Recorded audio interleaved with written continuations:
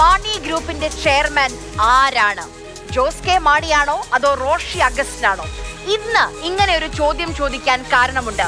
Jose K മാണിയുടെ നേതൃത്വത്തിൽ മധ്യമേഖലാ ജാഥ, ഇടതുപക്ഷത്തിന്റെ മധ്യമേഖലാ ജാഥ പുരോഗമിക്കുകയാണ്. ജോസ് കെ മാണി ജാഥ നയിക്കുമോ എന്ന ഇടയ്ക്കൊരു ഘട്ടത്തിൽ സംശയമൊക്കെ ഉണ്ടായിരുന്നു.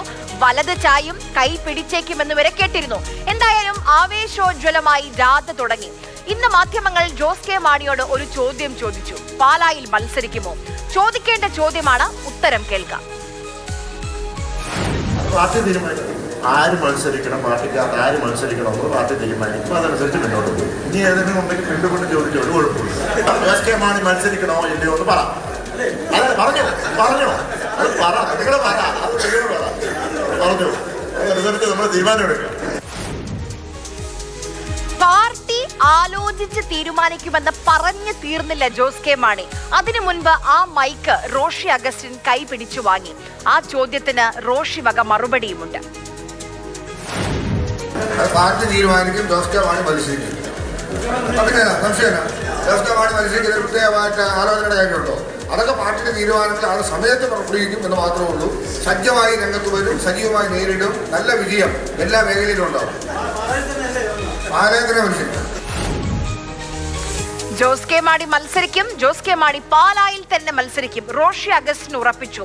ജോസ് കെ മാണി പറഞ്ഞ ആലോചനയും ചർച്ചകളും ഒന്നുമില്ലാതെ തന്നെ പലതവണ ജോസ് കെ മാണി ആ മൈക്കൊന്ന് വാങ്ങാൻ പരിശ്രമിക്കുന്നുണ്ട്. പക്ഷേ റോഷി കൊടുത്തില്ല. പാർട്ടി തീരുമാനിക്കും, ജോസ് കെ മാണി മത്സരിക്കും. അതിന് സംശയമില്ല. ജോസ് കെ മാണി മത്സരിക്കുന്നതിന് പ്രത്യേകമായിട്ട് ആലോചനയുടെ കാര്യമുണ്ടോ? അതൊക്കെ പാർട്ടിയുടെ തീരുമാനത്തിൽ ആ സമയത്ത് പുറപ്പെടുവിക്കും എന്ന് മാത്രമേ ഉള്ളൂ. സജ്ജമായി രംഗത്ത് വരും, സജീവമായി നേരിടും. നല്ല വിജയം എല്ലാ മേഖലയിലും ഉണ്ടാവും. പാലായത്തിനെ മത്സരിക്കും. വെള്ളിമൂങ്ങ സിനിമ ഓർമ്മയില്ലേ നിങ്ങൾക്ക്? ഈ രംഗം കണ്ടപ്പോൾ അതാണ് ഒരുപക്ഷെ നിങ്ങളുടെ മനസ്സിലേക്കും ഓർമ്മ വന്നിട്ടുണ്ടാവുക. കേരളം മുഴുവൻ വലിയ LDF തരംഗം ഉണ്ടായപ്പോൾ പോലും പാലായിൽ ജോസ് കെ മാണി ജയിച്ചിരുന്നില്ല. 15,000-ലധികം വോട്ടുകൾക്കാണ് മാണി സി കാപ്പൻ ജയിച്ചത്. തരംഗമില്ല എന്നത് ഉറപ്പാണ്. ആ ബോധ്യം ജോസിനുമുണ്ട്.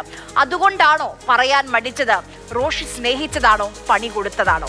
ഇനിയൊരു തോൽവി കൂടി ഏറ്റുവാങ്ങിയാൽ എന്താണ് ജോസ് കെ മാണിയുടെ രാഷ്ട്രീയ ഭാവി? ഇടതിൽ തുടരാൻ ജോസ് ആഗ്രഹിച്ചപ്പോഴും ഇടതിൽ നിന്ന് മാറി വ്യതിചലിക്കാൻ ജോസ് ആഗ്രഹിച്ചപ്പോഴും റോഷി തുടരാൻ തീരുമാനിച്ചിരുന്നു. ഇനിയൊരു തോൽവി താങ്ങുമോ ജോസ് കെ മാണി?